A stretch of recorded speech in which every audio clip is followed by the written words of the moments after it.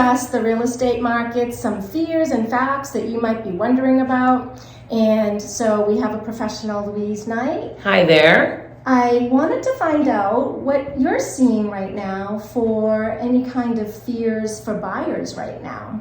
I think buyers are concerned about interest rates, of course, and they're afraid that the market's high and that they might be buying high at a high interest rate. But what we've seen is that home prices are appreciating still. It'll be a more normal 5-6% a year, and that they've got to just dive in. Just get in there, get a house.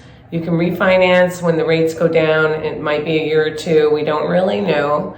But in the meantime, you're not paying rent and paying 100% interest. So you've got to look long term and at building equity and getting a home. So yeah, it's kind of like that slogan, what is it, date the rate and marry the house? That's where that's coming from. Yes. And so like one of the videos I've done prior is, would you buy a home with these interest rates? And I had an interest rate at 13%, and that home has so much equity in it. So yes, I would definitely buy with the higher interest rates. So what do you think about, you said the home values are growing. Do you think that we're going to be in a situation where there might be like a crash, like from years ago, or that we're going to have a problem with home values? I don't see what would cause housing prices to go down. We're at inventory is still low. The supply and demand is there. You've got buyers, out there paying very high rent. Rents are at an all-time high, and there are just not enough homes out there for the buyers that want to buy. A lot of sellers don't want to give up their 3% interest rates, so they're holding on. If they move, they're not sure where they're going to go. They'd be looking at much higher interest rates. So it is keeping inventory low, but there are great opportunities out there, and I'm having great success with buyers finding them. For instance, a home that might hit the market slightly overpriced. It might be on the market a couple of weeks, 30 days. Get in there, call the agent, find out, what's going on with that house, because everything's moving so quickly. Why is that house not selling? There's other opportunities, just timing.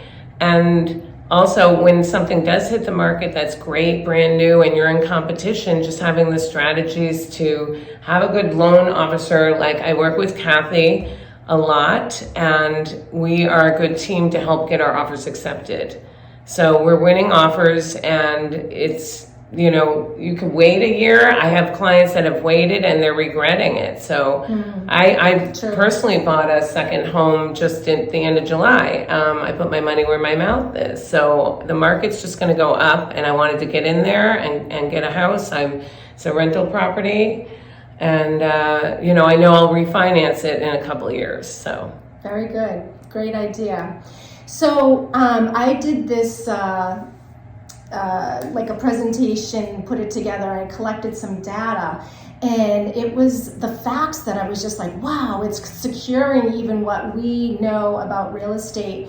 And it was saying that homeowners have 40 times more wealth than renters. Isn't that amazing? Yes, I mean, it doesn't surprise me. So and yeah, and it's like what you just said, you're always going to be paying more with rent. Like you want to compare interest rates on a house versus interest rates if you want to compare it to rent. It's like 100% interest rate because 100% of that is not yours. Exactly, you're paying someone's mortgage, and also the mortgage interest is deductible on your taxes for most everybody, unless you're buying really, really high end, and there are certain tax laws, but you can deduct that interest. So you're paying mostly interest the first couple of years, and you can deduct it. And then another good tip, if you want to, is you can always make an extra payment, one extra payment a year, and knock 6-7 years off the At that life of the loan. point, it makes what we call an effective interest rate.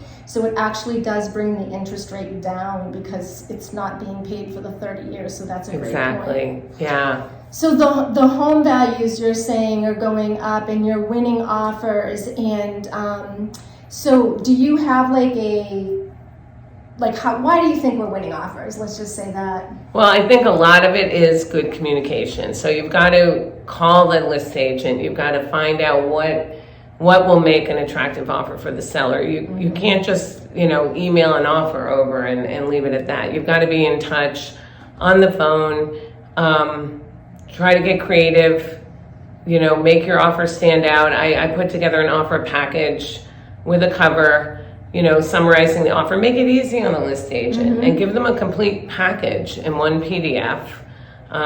Don't do things piecemeal. And then I always include my lender on the email, who immediately reaches out to, guarantee the pre-approval. Exactly. Tell them what you do. Yeah, so that's, one of the things I do. I guarantee the pre-approval. I kind of dig around and ask the listing agent what the sellers are looking for, letting them know that we're going to be great at communication, because it's not just the price that wins the deal, it's the terms and feeling confident that the buyer is actually going to get the money, because if they don't get the money, you're not going to get the closing.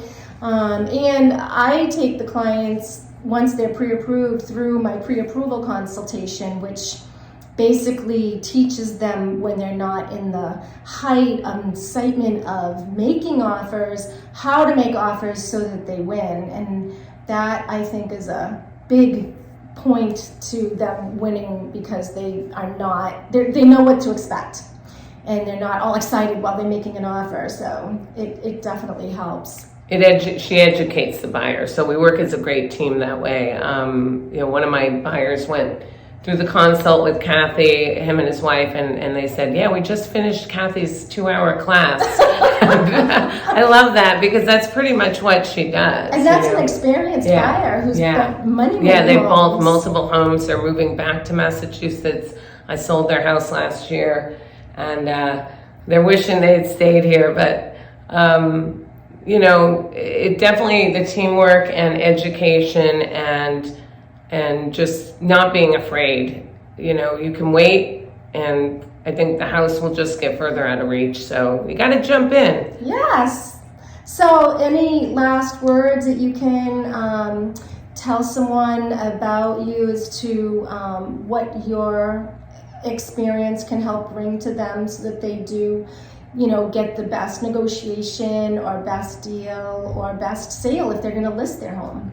Yeah, absolutely. I mean, experience does count. I've been a realtor for 25 years, and, working with other agents, they want to work with somebody that's professional, that knows what they're doing. So that helps on the buying side. On the list side, I just spend a lot of time making sure we price it right, because you can shoot yourself in the foot even if you're priced just a little bit over. So I want to get the top dollar we can for the property, give it enough market time, not do a 2 days and the property's gone. You want to really vet every offer and give it a full 6 days on market with an offer deadline, and vet those buyers, because I've seen on other listings literally a cash buyer fall apart. Yes. 4 months after the house was under contract. That recently happened to another listing, not my listing. My buyer had a second chance at the house because they lost a deal, and this was a $2.5 million home. The buyer couldn't perform after 4 months, and it came back on market. So experience counts, and having a good team. Right. Well, thank you so much for joining me today and sharing your wealth and information with the world. Thank you, Kathy. Great to see you as always. You too. Take care. Bye, everybody.